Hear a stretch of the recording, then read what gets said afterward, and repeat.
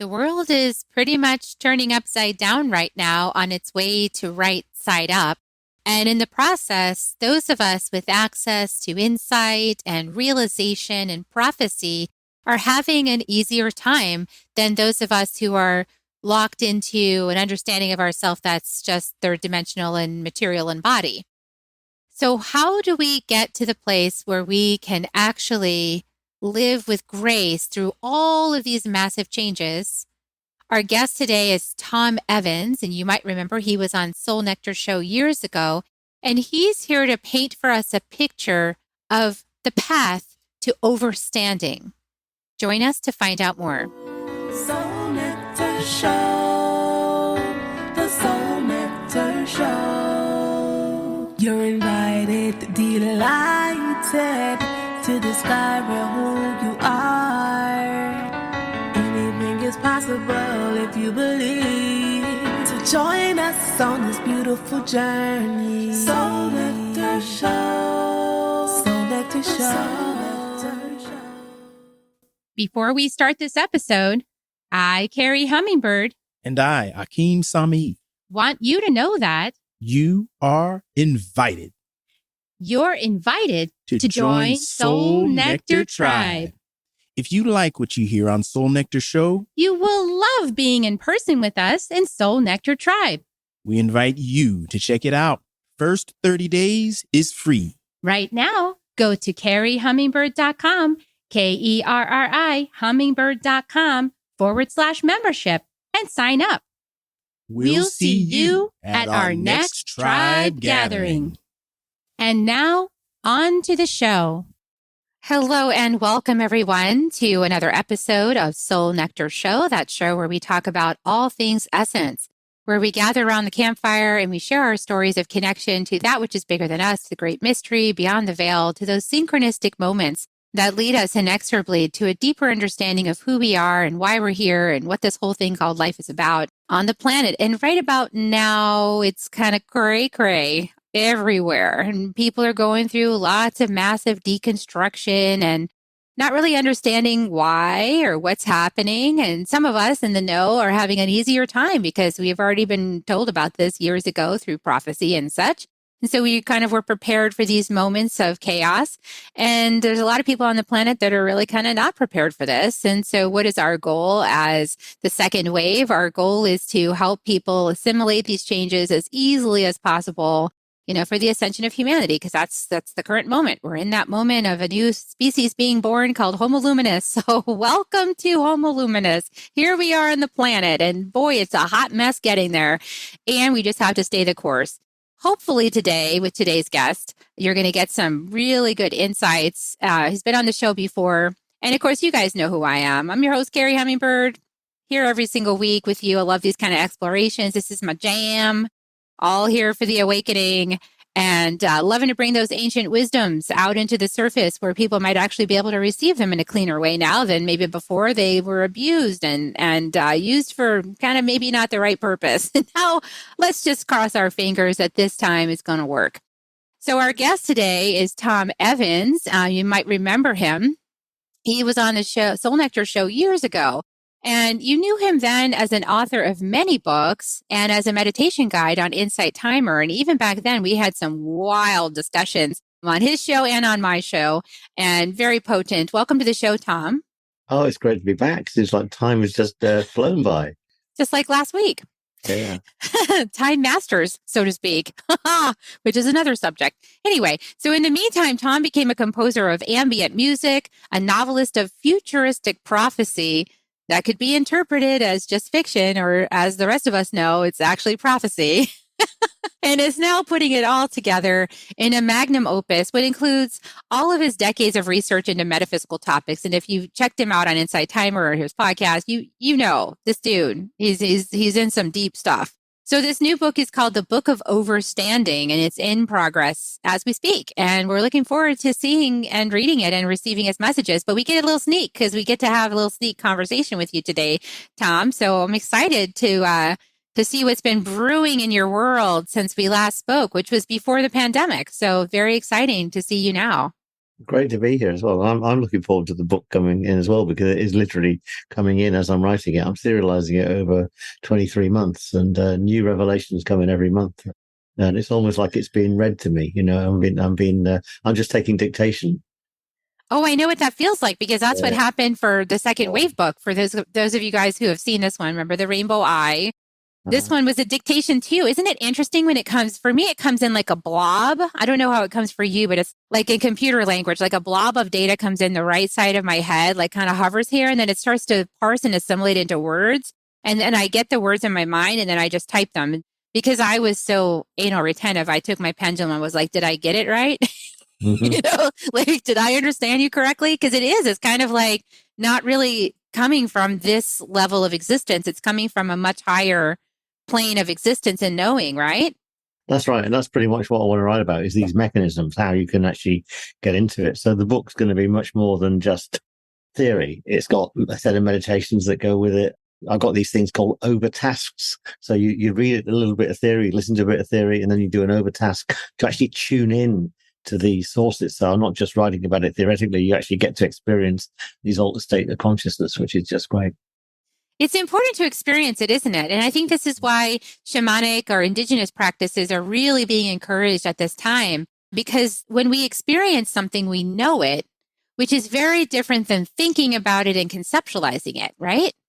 Yeah, for sure. And some of this stuff is previously unknown to me. I've not read it anywhere. What I do intentionally when I'm doing this sort of work is not study and read anyone else's work. I don't want to plagiarize. I want it to come in just from source as it is. And only that way do I get this new information, which it's certainly new to me. Whether it's new to the planet or not, I'm not sure, but certainly it's new to me. But I like to think that the way I can explain it, because I love explaining complex things in an easy way, makes it accessible. And that's it to me, is that this metaphysical research I've been doing, so much of it, as you know, is really hard to get into. It's been controlled largely by men. Some of it has been made quite arcane, so it doesn't fall into the wrong hands. Some of it has been used for the wrong purposes and that sort of stuff. So it's quite hard to get into all of this language and theory. So what I do is like to almost translate it, and I see myself as a baton carrier, translate it into a contemporary language without long words and without any sort of strange arcane ritual and whatever. And also then tell, well, okay, now you've got this new skill. How do you use it in this modern day? You know, all the stuff I've been doing about changing the speed of time and getting into light bulb moments on demand and what have you. And that was almost like the stuff I was doing when I met you last. That was always like my precursor and my training, you know what I mean, for the stuff that's now coming through. Oh, that's fascinating. Yeah, as you're speaking, I'm realizing that there's many of us hearing these messages, those who are designed this way, I guess, to initiate this process, and that are here to translate it and make it accessible to everyone. Because the message that I keep getting is that this time on the planet, these capabilities are open to every single human being, not just specific human beings as in the past. And so some of us that are maybe came here, as I call the second wave, came here to be these guides and emissaries, because we do have a very clear channel and an ability to translate information, to make bridges with our words, to make bridges so that people can receive from wherever they're at in their consciousness level, to receive these tools and start to use them with integrity, right? Because isn't that really the new game? Like, it's like, yes, some people have had access to these teachings, but now it's time for everybody to get equal access, and then to learn how to use them with personal integrity and, some respect with relationships. It is indeed. And one of the shift that's happening that you describe in your work, it's very akin to millions of years ago when we first got the word. But at that time, humans weren't in the loop designing their future and designing their evolution. Now, what's exciting is we can actually experiment and design what we evolve into. You call it, is it Homo luminatus? Homo luminous. Luminous, I think is correct.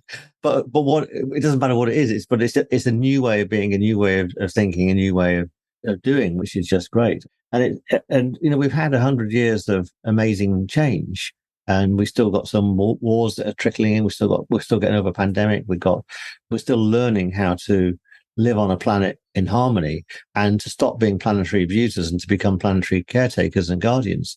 And so you can imagine in 100 years' time, what we're doing right now is putting the building blocks in place for that transition to happen, and we might not be here, but children and grandchildren will be there. And it's incumbent on us to leave the best legacy behind that we can do and hold the hands of those that we can do and bring everyone up.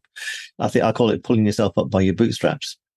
Yes, exactly. Because we're coming out of the idea, right, that there's a rescuer that's going to come and save us and fix everything, and that we're victims to some perpetrating force. We're kind of moving out of that state of consciousness, correct, into a sovereign state of consciousness. What messages are coming through for you around that?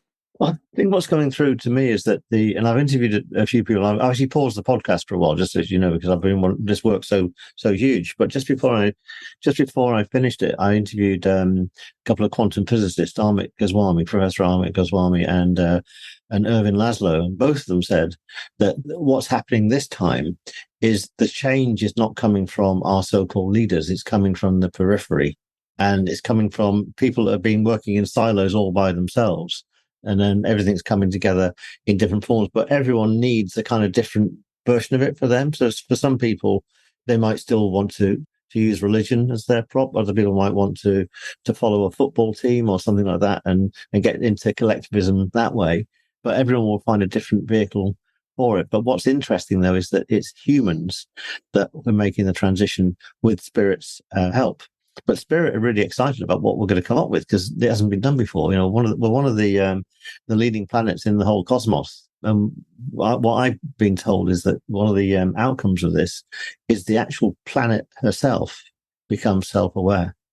So at the moment we have a conscious planet, Lady Gaia is the energy of Mother Earth, but we actually end up with an actual conscious planet, not a planet with consciousness on it, but an actual conscious planet. Oh, this is so cool because, okay, sometimes I'm called to do things that I don't understand, but what you just shared with me helps me understand what I've been doing for the last 3 years since I wrote that book, Healing the Mother Wounds. I have been maintaining this altar for the Mother Goddess. Yeah. And I've been lighting the candles on the altar of the Mother Goddess for like 3 years now and just you can probably getting chills. I've been putting like all the goddesses like that I can find that, like White Buffalo Calf Woman and Mother Mary and, like just all this goddess energy. I've just poured it all into this altar and I've just been like, just honoring the divine Mother Goddess like for the last 3 years. And it's just a devotion now because at first I thought, well, I'm doing this because I've got a class that I was told to teach called the Mother Goddess. But it's like, no, it's beyond that. It's something else. It's like these silos you're talking about that really resonates for me, that silo energy. And now I'm really feeling the energy mounting, Tom, kind of like we are now pulling ourselves together and connecting across these silos. Like you have this silo that you've created where all of your teachings are coming through you and it's coming through clear because you need that channel to be clear. Yes. And then as you share your insights with the other dots, we start to connect. We find out that many of us are getting very similar messages, but different language or different constructs, right? Yeah. And actually a really important thing is that, there's male magic and there's female magic, and obviously females can conjure up male magic and vice versa. But I feel there's a synthesis coming between the two. And what's very interesting is for many, many years is that my following on Insight Time and my following elsewhere has been very female dominated. The women are the most awoken on the planet right now, which is just exciting to see. And it's not about women taking over from that male-dominated planet. It's about us coming to a new synthesis where we get the best of both worlds. And I always love that metaphor of 1 + 1 equaling 3, so we get to a new place. Yes, absolutely. And we are healing, and I also follow the work of Richard Rudd with the Gene Keys. And there is the shadow of conflict, which happens to be my pearl of peace. That is everything to do with healing the divide, the perceived divide between the masculine and the feminine, because really it's duality, but the duality has intention and purpose in the contrast, right? It's like the first separation before masculine and feminine is like the observer and the observed, yes, which is quantum physics. It's like if there is no observed, then there, like, what's the observer? How do you know the observer if there's nothing to observe? So like I'm sure things are coming through for you about multiplicity and unity. So talk about like, what's our new relationship with our diversity and our unity consciousness? Have you getting messages around that? Well, I think the first thing to bear in mind is that we've the model that we've all come from source and we'll all return to source, and that it all starts with unity. The numerology is coming very strong for me recently. I'm starting to research the tree of life again. It's got the numbers 1 to 10 in it, but like I normally do, I'm expanding it, so it's going to have 12 by the time I finish with it. But also taking all of that Kabbalistic language, which was quite difficult to get your head around, and contemporizing it all, as I did with the tarot many years ago. I wrote 2 books back 10, 12 years ago on the major arcana and the minor arcana. And instead of it being all about tarot symbology, it's that the major arcana is about modes of consciousness, and the minor arcana describes us as 9-dimensional beings having this 3-dimensional experience. And then if you look at the models that the tarot expands into, which are namely the tree of life and the cube of space, I've done contemporary versions of them as well. So I've used tarot as my seed and my door opener, if you know what I mean. And then I've kind of almost thrown a lot of the old language away because it is quite obfuscating, and contemporized it, and then given it context to say, well, actually, the tree of life is a tool of soul advancement, and the cube of space is a tool of soul integration. So we don't have this separation between us in our physical body and our ego and our soul or spirit. That soul actually incarnates into us. Yes, absolutely. And has Embodiment. the human experience with us. And that's really exciting. And I guess that's that same state of human that you were referring to as well. This illuminated, self-illuminated human. Yes, exactly. And I guess the point I was saying about that when I was making that point is that the second wave is largely souls that have inhabited on other planets and have a lot of wisdom from like a lot of other planets and star systems and things like that, like star seeds that came in to embody as human, be human, have the experience, and then sort of like do a lot of reprogramming from the inside out, like you're talking about, like get in, experience it, translate it, make it accessible. And then those beings that have been on the planet as humans, maybe for a really long time now, so maybe don't remember other planetary experiences, they also are capable of taking this on now. So there's no separation. Like it's just a kind of a different context for somebody who's a star seed and they know it is a very different context. That's all than somebody who's just sort of been on the planet as a life force on this planet. So we have this opportunity to see that there's like just a multiplicity of experiences. They all lead us on our individual journey, the thumbprint journey, right? Into the same basic understanding, but through different pathways, so to speak.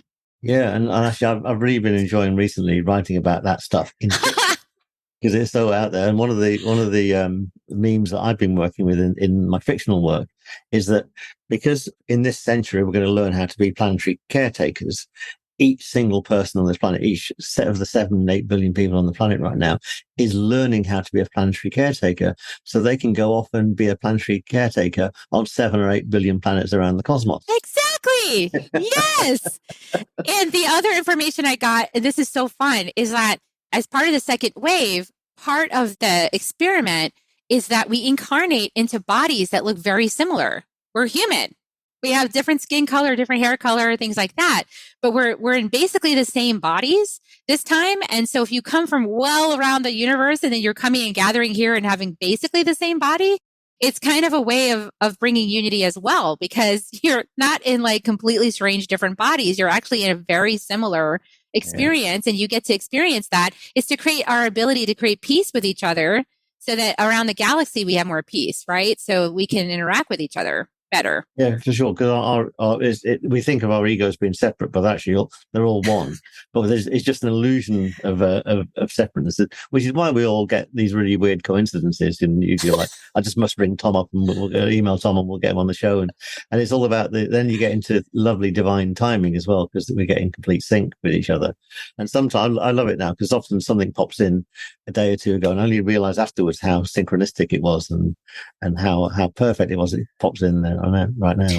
Well, there's something I want to bring up that's coming into my attention now, Tom, about what you said about embodiment and about the Gaia consciousness awakening herself, is that as a female on the planet, what I really resonate with Mother Earth waking up is that she's really allowed herself to be abused on behalf of her children, right? She's just allowed just tremendous abuse, like many women, on the throughout the ages have allowed this abuse. And now it's kind of like we are being woken up to realize that there's another way of being in relationship with the feminine, and maybe even like the mother archetype energy, which, like you said, can feel maybe kind of disempowering to the masculine sometimes, because the awesome power of the feminine on this planet especially is like, it's potent, right? So like, how can you maintain your own sense of self with that potency everywhere? Because it's everywhere. And as it comes back to life and she comes into recognition of herself, there's also a way in which it's so important to be honoring of all of the diversity of life on the planet, no matter what form it takes and no matter what primary energetic it's operating from, whether that's masculine or feminine or a balance, like whatever that looks like, I feel like we're being called up to really be in honor of the planet and the mother consciousness, and also of ourselves as her children, so to speak, on this planet. What are your feelings, thoughts, messages around that? Well, in the last 100 years, we hadn't left the planet 100 years ago, and now we've got eyes and sensors in over the planet. So now we can see what's going on the planet in all wavelengths, and look at the magnetic field of the planet and what have you. And we're starting to realize is that, my background is science and physics and this sort of stuff. So I love all of that stuff about cosmology. We're starting to realize that earthquakes on the planet are actually caused by coronal mass ejections that hit the magnetosphere, vibrate the magnetosphere, and they destabilize the tectonic plates. We are susceptible to space weather as well as we are to weather, right? We're starting to realize this thing about climate change, whatever. We've just recently lost James Lovelock, as you probably know. He wrote Gaia Theory. He was an amazing guy, lived to 103, I believe. Amazing guy, kept his wits about him right to the end. And, his view was that the planet is a conscious living thing, and the biosystem is a conscious living thing. And if anything would be threatening the biosystem, then it will do something to get rid of it. So in a way, maybe you can see COVID. I'm not really a conspiracy theorist, but you can see COVID as a bit of a warning shot for the planet. And again, what I did I wrote some short stories in the middle of lockdown called Soul Waves Insertions, based on the numbers 1 to 12. And number 11, I wrote about COVID 38, starting in 2039, how it finally gets eradicated from the planet by looking at it from a holistic point of view. And it's a lovely fairy story, and it involves goblins and elves and trolls and that sort of stuff. Light beings. Exactly, all that sort of stuff. I wanted to explore also the fact we got this underworld and an overworld, and we're somewhere in the middle. But what I think is that we are only now getting to grips with it, and we can actually see what we're going. And our male smarts, largely, although there's some fantastic female rocket scientists out there and physicists nowadays and whatever it is, but largely the sort of male-dominated materialistic science has given this ability to see what's going on, which is great. So we can have this thing called proof. Now, as a metaphysicist, you don't need the proof because you use your own intuition to know whether it's true or not. And I always say that today's metaphysics is tomorrow's physics. They'll get there in the end. They won't find dark energy and dark matter because it's right under our nose and it's us and our consciousness and all that kind of stuff. But we'll get there in the end. And there are some awakened physicists like Irving Laszlo and Armin Goswami that do understand how everything is wired up. So I think that we're just in a golden age, really. And there's loads of terrible things happening at the moment. We've got the war in Ukraine. We're still coming out of COVID. There's all sorts of financial instability, loads of corruption around the world. We've got a strange government in the UK at the moment that needs to wake up. But that stuff dominates the news. And the stuff that's not hitting the news is the stuff that's going on in these lovely little silos, all is coming together. And that energy and that change is much stronger than any of the darkness you might see right now. And in fact, I think I wrote a blog a few months ago called The End of Endarkenment. So to get enlightenment, I love making up pseudo new words. To get to enlightenment, all we've got to do is to stop the endarkenment. Well, okay. So on that topic, I want to bring up that this whole new science of quantum physics, yes, is really interesting, isn't it? Because it's really showing that we are in a paradigm where the observer is observing something, and the way the observer is observing something influences the observed. Yes. And so we have a direct impact and be able to influence the observed outcome, the observed experience, reality, so to speak. So Masaru Emoto did great work on this, right? With the water experiments, and proving that when we put positive intention and we look through things through a positive lens and positive, like emotions like love and compassion and peace and all of these things, that what happens is that the water becomes vibrationally beautiful. Like when you freeze the molecules of that water, they produce gorgeous snowflakes. But when you infuse water, the very same water, with feelings like hatred or anger or resentment or judgment, that those things tend to warp that water and alchemize it towards a place of like an imbalanced expression, or even like discolored and malformed. And so we are 70% water and the planet is like a lot of water. Yes. So, I mean, I don't know the exact numbers because I'm not a scientist, but when I think about these things, what always brings me awareness on the path of being a medicine keeper in the indigenous traditions is what's the lens with which I'm looking at the thing. Because the lens with which I'm looking at the thing, if I'm in a healing session, is influencing the outcome for the person's body, 70% water, that is receiving these messages and these visions and this like prediction, so to speak. And that's going to influence their life. And if we do that for the planet, that's going to influence the planet. So I think that we have this opportunity now to realize the lessons of the science is revealing to us some of the actual ways in which we're going to be able to co-envision and co-create a new reality. Maybe not so much always from the hard, like shovels and pickaxes level, but from this larger influence base of influencing the chemistry of the planet based on our own ability to access our hearts and open up love and guidance from higher realms. What's your sense on all that? Because that was just a big channel of messages of like came through. Well, I'm so glad you got the word heart into the end of it, because that's the key. So I've been blessed with, over the last, I don't know, 15, 20 years, I keep getting little snippets of stuff, either messages through, or I read something in a book and said, that's really important. You know? And I read this thing in a book called Cosmic Memory by Rudolf Steiner some time ago. And in it, he talks about the root races. And this is all theosophy and this sort of stuff. But before him, Madame Blavatsky wrote Isis Remembered, and that had a similar story in it. And I went at the time, now that sounds more realistic to me than the Catechism version of the Earth I got when I was a Roman Catholic, where the Earth was created on 4004 BC and on the 23rd of September, 923 or something like that. It sounds a bit more realistic than the materialistic sciences version, where we got the Big Bang and then everything kind of crystallized and life sort of spurred off. So I read Cosmic Memory, I went, brilliant. That sounds a better model. Again, he uses slightly arcane language. So in my fictional work I've done recently, I've taken elements of that and I've strung it across the book. But one thing I have done to very good effect is something he talked about when he said that when we first got the word, when the word was made flesh, what happened is we learned how to control our fifth chakra point from our sixth chakra. So you can now hear some of the thoughts I'm having and then have thoughts of your own. Now, we don't give that a second thought now, do we?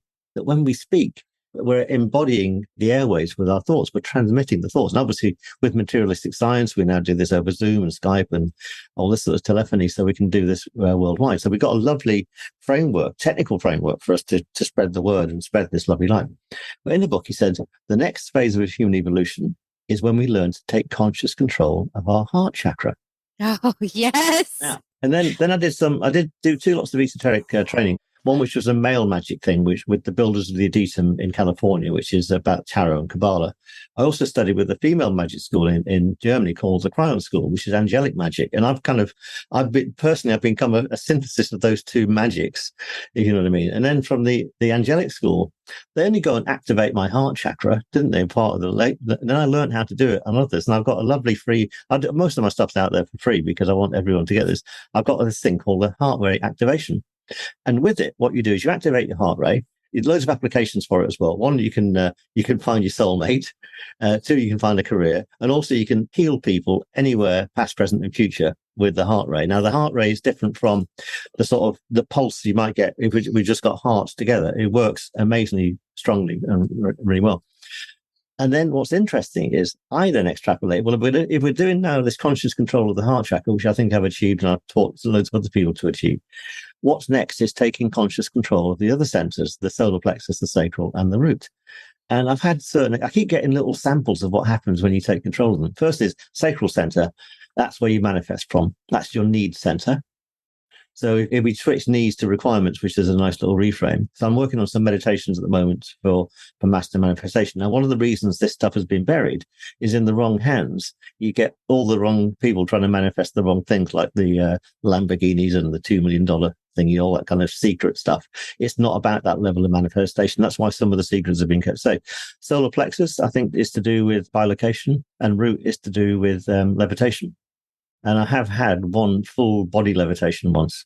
Wow. Which I've not been able to. Someone was in the room at the time, so it wasn't me just imagining it. And I said, I feel really weird. She said, I'm not surprised. You've just done a full body levitation. And on my podcast, I've also interviewed two other people that have done it as well. And then going back in time to past lives, I was named Thomas. I was born on the 7th of March, which is Thomas Aquinas' feast day.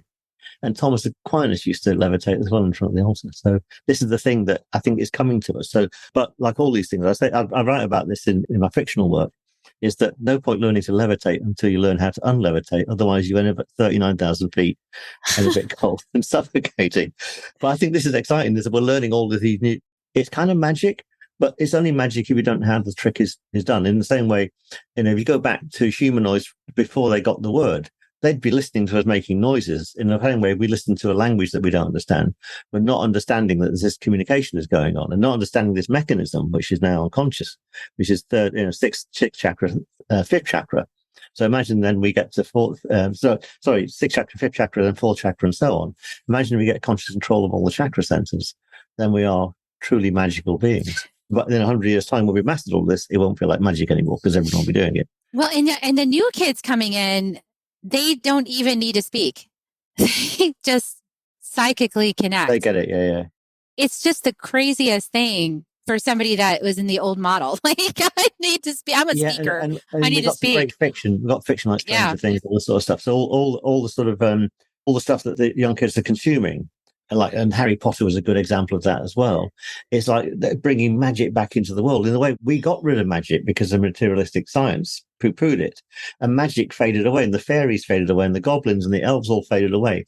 Then we had Tolkien writing about this stuff, and E.S. Nesbitt and what have you. Then we're bringing it back into the world again. Now it's all over our screens, and then you've got metaphysicians like you and I teaching how to. Obviously, you've been working with the shamans and what have you. So this is still knowledge which is on the planet. It just isn't shared at the moment, and it's in very little small silos. But I think our job is to get it out there and have fun with it and explore. Yeah, and our job is to get it out there. And it's like there's a lot of fear around it, right? Because of the literalist doctrines that were sort of controlling and suppressing this kind of information, so that people wouldn't be able to be self-empowered, so to speak, have a direct connection to the source, their own source and their own. There's a huge deconditioning that's taking place on the planet where we are being invited to step back into our sovereignty for maybe the first time ever, right? As for humanity, to step into sovereignty, to step both feet on the ground, to, like you said, claim our chakras, to claim ourselves as sovereign, and to realize that we have the power of the word and we have the power of creation right here, right now, and then we're still kind of working with this old system, I call the patriarchal or the Piscean age system, where it's like very fear-based, very controlling, very literalist interpretations of things, where the magic is all about magical realism. It's all about being able to see the metaphor of things and sort of like the soft gaze rather than the hard gaze. I mean, these are just languages and ways that I've used to differentiate, but they hint the door, right? It's just about pointing the way to the door. It's not like a manual. It's an experience, getting back to what you were talking about at the beginning. But we have to be willing to have the experience, and we can't be afraid of getting punished for having the experience. And that's where that courage comes in, yeah? Well, you mentioned about the duality before, and duality is an intrinsically safe place to be. So you don't have matter meeting with antimatter and exploding. It's all kept in balance. In the same way, you've got love and fear is an opposite of love, and they kind of. I always say that there's no such thing as negative energy; it's just positive energy, not pointing quite in the right direction. But we're moving to a new phase called the triality. In the duality, you can have the not thought, which might be the fear that something might not happen, which tends to sit in the lower gut, in the solar and these. So you might have this desire that you get the $2 million mansion on the beach and the Lamborghini, but you might have the fear that you might not be able to manifest them. And they tend to emanate from our chakra centers, either from our third eye and mainly our sacral chakra, and they cancel out. That's why we don't quite get there all the time. We're always one step away from nearly getting somewhere. And that's a safe thing. Because, if you put the wrong thoughts out there, when you learn to truly manifest anything you like, if you put the wrong thoughts out there, they're not so good thoughts, then that will manifest very quickly indeed. But we're moving to a new phase called the triality, where just the thought comes out. And I've got a lovely meditation on that as well. It's called the two-mind transmutation. And you take the desire from the head, and you take the fear that's sitting down in the lower mind centers, you bring them up to the heart center. The heart's really important. This move to heart consciousness is not just a metaphor, it's actually real. And I can over zoom, I can actually get people to feel that heart energy. It works incredibly well non-locally. So you take the fear that it might not manifest in the desire, bring them down to the heart center, and then you beam out from the heart center the result of when it manifests, not the manifesting thing itself. So let's say when I got that house, I might just make me happy. But what am I going to do there that helps transform me, my family, friends, and the planet? And then that thought goes out into the world.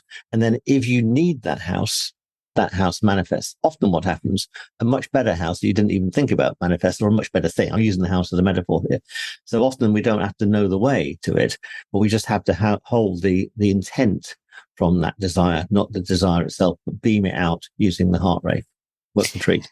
Yes. And I love that you brought in that the intentions are for the highest good, right? It's like, how can this manifestation of this house for me and my family benefit a great deal of people, benefit the planet, have some useful impact?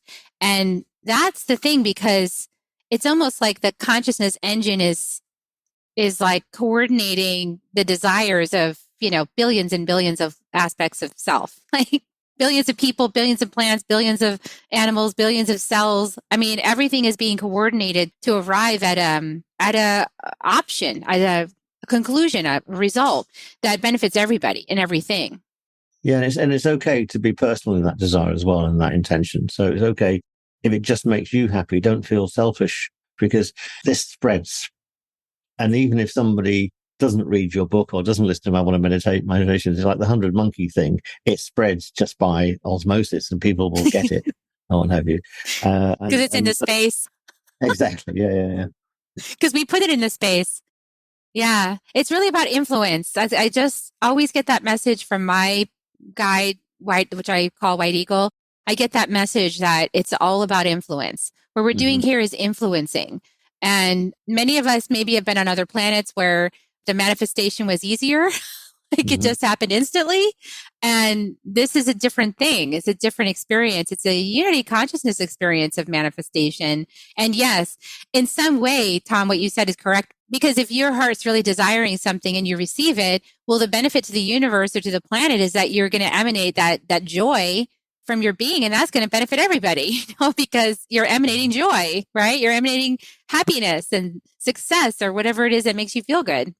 Yeah, and there's lots of people that have done, that they're not studying metaphysics, that are doing that joy thing. We've got some great artists all around the world that are just emanating that good stuff, and they far outnumber anybody that's not emanating joy.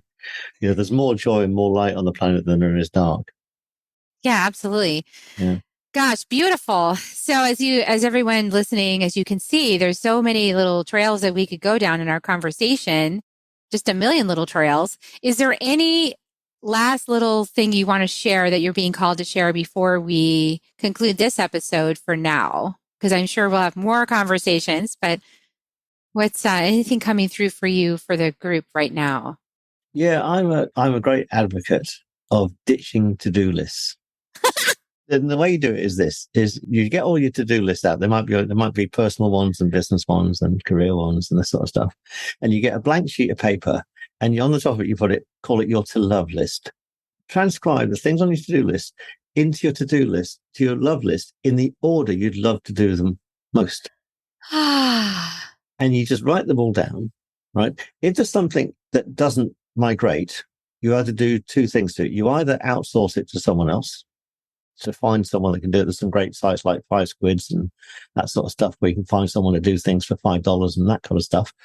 Or you transmute it so you can get to love it, and then you put it on your to love list. So you change your attitude to it, and then you run your to love list, and you start it from the top down, doing the things you love the most first. And this is very akin to, I was born Roman Catholic, and you were taught to serve other people first.